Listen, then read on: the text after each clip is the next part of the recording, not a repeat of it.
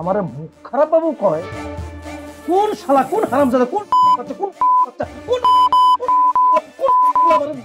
মানে কয় যে আমার বাবুর মুখ খারাপ। কেউ বলেনি রে বাপ, কেউ বলেনি, কেউ বলেনি ভাই।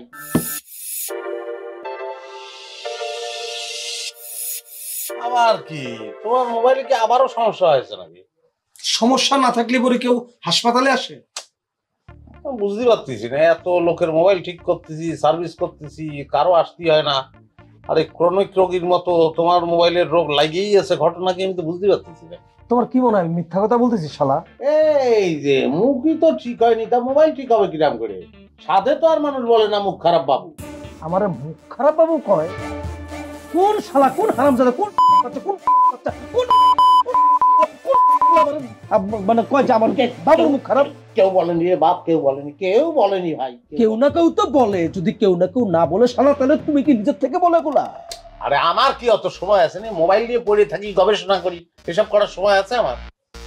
সময় নেই তালিপুর, এটা তুমি নিজের থেকে বলেছো। না হয় কোনো সওয়াল আমার এই নাম নিয়ে আচ্ছা বাদ দাও, হয়েছে বাদ দাও। এখন কি হয়েছে মোবাইলের সমস্যাটা কি সেটাই বলো, বাদ দাও, মাথা গরম করে না। মোবাইলের সমস্যা মানে কথা বলা যায়, শোনা যায়, সেটা সমস্যা না। সমস্যাটা হচ্ছে গিয়ে ইন্টারনেট কাজ করে।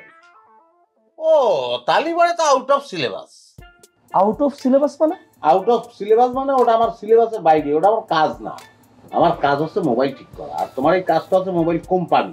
তুমি কোম্পানির সঙ্গে যোগাযোগ করো, হটলাইনে ফোন দাও, ওই যে প্রশিক্ষণের জন্য আপনার কলটি রেকর্ড হতে পারে, তাদের সঙ্গে যোগাযোগ করো।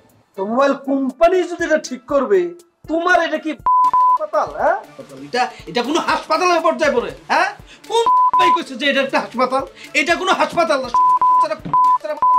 এটা কোনো হাসপাতালের পর্যায়ে পড়ে না। মোবাইল যদি ঠিক করতে না পারে তাহলে এটা কোনো হাসপাতাল? ওরে বাবারে কি করছে রে!